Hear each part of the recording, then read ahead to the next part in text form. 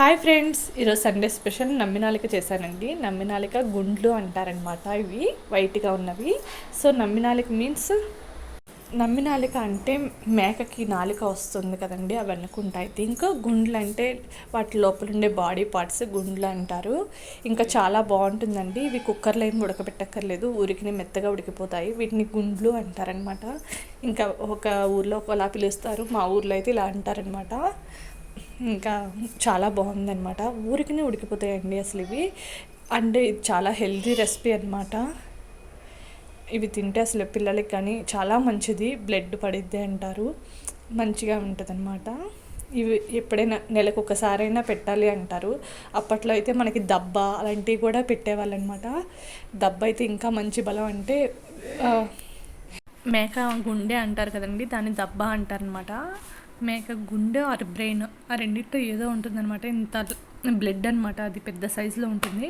అది చాలామందికి తెలిసే ఉంటుందిలేండి, దబ్బ అనగానే. అది మేకదనమాట.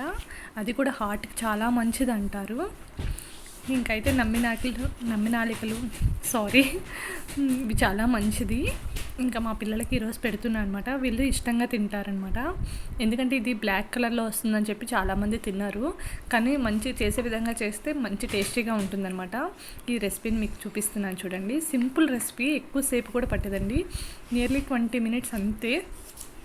అది కూడా మనకి అల్లం వెల్లుల్లి పేస్ట్ పచ్చి స్మెల్ ఉంటుంది కదా, అది పోయేదాకా వేయించుకోవడం కోసం అదైనా, లేదంటే అసలు అంతసేపు కూడా పట్టదు.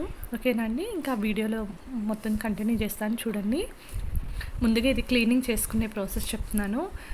చక్కగా పసుపు వేసుకొని ఒక 4 times కడుక్కోవాలండి మంచినీళ్ళతో. తర్వాత స్టవ్ అంటించుకొని కళాయి పెట్టుకోవాలి.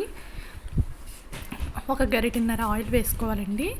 ఒక 3 ఆనియన్స్ కట్ చేసుకోవాలి. ఒక 4 పచ్చిమిర్చి మీకు చూపిస్తున్న విధంగా కట్ చేసుకున్న తర్వాత ఫస్ట్ ఆయిల్లో పచ్చిమిర్చి వేసుకోవాలండి. కొంచెం ఆయిల్ కాగాక వేసుకోండి. ఇంకా తర్వాత పచ్చిమిర్చి కూడా వేగిన తర్వాత ఆనియన్ వేసుకోవాలి. కొంచెం ఆనియన్ కూడా దోరగా వేగిన తర్వాత ఇగోండి కొంచెం సాల్ట్ వేసుకోండి. చూపిస్తున్న విధంగా చాలా టేస్టీగా ఉంటుందన్నమాట. ఆనియన్స్ మనకి గ్రేవీ వస్తుంది చక్కగా అన్నంలో కలుపుకోవడానికి. నెక్స్ట్ ఏమో కొంచెం పసుపు యాడ్ చేసుకోండి కుదిరితే, లేదంటే మనం డైరెక్ట్గా ముక్కలైనా వేసేసుకోవచ్చు. ఇగోండి చూడండి, పసుపుతో క్లీన్ చేసుకున్నాను కదా ముక్కల్ని, ఇంకా వేసేస్తున్నాను అనమాట. ఇంకా వాటిలో ఉన్న బ్లడ్ అంతా బయటకు వస్తుంది, అంటే నల్లగా వస్తుంది అనమాట, కలరు రిలీజ్ అవుతుంది. సో అలా రిలీజ్ అవుతుంది. కూర ఏం బాగోదా అనుకోకండి, చాలా టేస్టీగా ఉంటుంది మనం చేసే విధంగా చేస్తే. అది కొంచెం సేపు లిడ్ పెట్టేసి వదిలేయండి, ఒక 5-10 minutes అంతే. ఇంకా చక్కగా మెత్తగా ఉడికిపోతాయి అన్నమాట ఆవిరికి. నెక్స్ట్ కొంచెం పసుపు యాడ్ చేసుకున్న తర్వాత కొంచెం అల్లం వెల్లుల్లి పేస్ట్ యాడ్ చేసుకోవాలి. దాని తర్వాత మనం అది పచ్చివాసన పోయేదాకా వేపుకొని తర్వాత కొంచెం కారము, కొంచెం గరం మసాలా యాడ్ చేసుకుంటే సరిపోతుందండి.